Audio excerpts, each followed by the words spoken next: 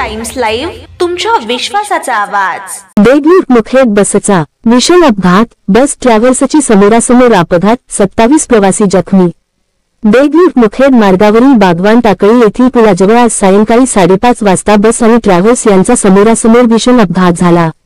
बस क्रमांक MH14BT 1427 ही बस देगलूरकडून मुखेडकडे जात असताना समोरून येणाऱ्या ट्रॅव्हल्सने अचानक वळण घेतल्याने दोन्ही वाहनांची जोरदार धडक झाली।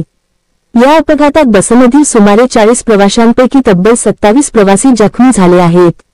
अपघातात जखमी झालेल्या सर्व प्रवाशांना तात्काळ उपजिल्हा रुग्णालय देगलूर येथे दाखल करण्यात आले।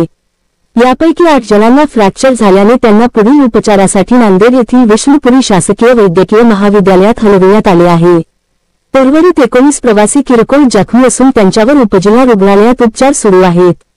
सर्व जखमी प्रवाशांची प्रकृती स्थिर असल्याची माहिती उपजिल्हा रुग्णालयाचे वैद्यकीय अधिकारी डॉक्टर सचिन जांभेकर यांनी दिली। अपघातानंतर घटनास्थळी मोठी गर्दी झाली होती, त्यामुळे काही काळ वाहतूक कोंडी निर्माण झाली। मात्र पोलीस निरीक्षक मारुती मुंडे यांनी तत्परतेने घटनास्थळी पोहोचून वाहतूक सुरळीत केली। आगर प्रमुख संजय अकुलवार यांनीही अपघातस्थळी भेट देऊन परिस्थितीचा आढावा घेतला। बसचालकाने दिलेल्या माहितीनुसार समोरून येणाऱ्या ट्रॅव्हल्स चालकाने अचानक टर्न घेतल्याने माझ्या बससमोर येऊन धडक बसली आणि अपघात घडला, असे तो म्हणाला। सुदैवाने या भीषण अपघातात कोणतीही जीवितहानी झालेली नाही।